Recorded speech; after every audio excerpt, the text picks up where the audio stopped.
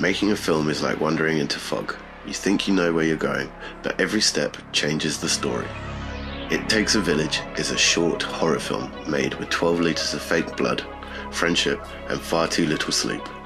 This is how we did it. Can we have a read-through of the line, please? Thanks, man. You're doing us a huge favour.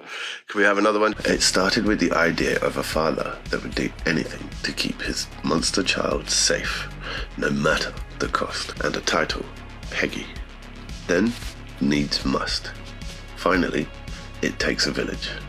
The name channels classic 1950s horror like it came from outer space, it conquered the world, and it terror from beyond space. Using and twisting the classic proverb, it takes a village to raise a child. But what if the child is a zombie and the village is long gone? So when I first heard about the project, obviously my initial thoughts were it's going to be a very sort of basic student type video, and the reality of that was that it seemed very professional. Like the makeup, I was very much surprised by how much time and effort went into it. I was in that chair for a considerable amount of time. Yeah. Your sister, I don't know if I can say that. You can say that. Video, your sister who done the makeup, and she's public. done an incredible job.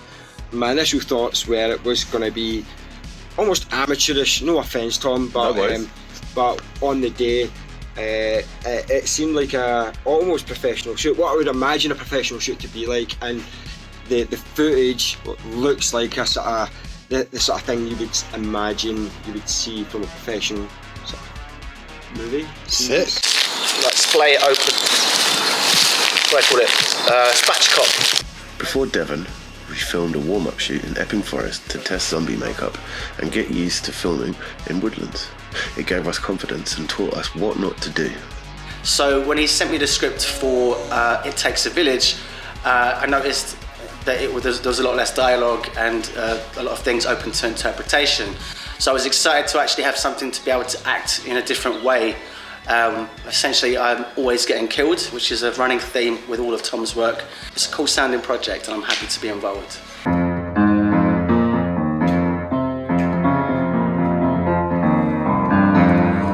Inside Frank's house, everything changes. We wanted it to feel like Hansel and Gretel meets Man Bites Dog. There's warmth, but it's wrong. We shot entirely by candlelight. We didn't have any backups, so we had to film everything quickly before the flames died.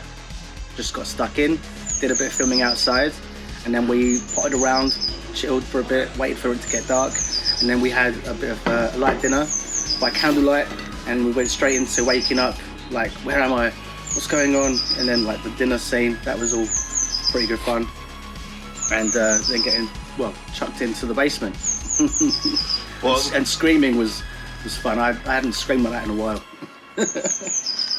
Shooting by candlelight meant we had to treat every shot like a balancing act. We shot wide open, mostly around f1.8 to f2.2, just to squeeze enough exposure out of the scene. But at that depth, even the slightest movement throws the subject out of focus. The tunnel was no easier. We relied on the camera's native ISO range to hold detail without drowning in grain. In both cases, the f-stop wasn't just a setting, it was a mood.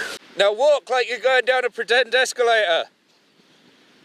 The preparation I'd done for the role was I watched a few episodes of The Walking Dead. Played a little bit of Resident Evil on the PlayStation.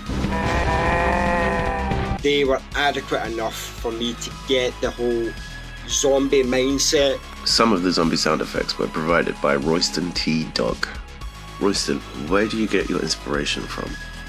Our zombies had stories stitched into their sleeves. Mouldy scientists that have rotten the damp. A broken wrist and handcuffs on an escaped prisoner. Horror lives in the details. This film was never just about zombies.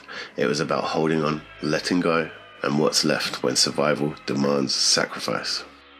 We didn't have much, but we had just enough.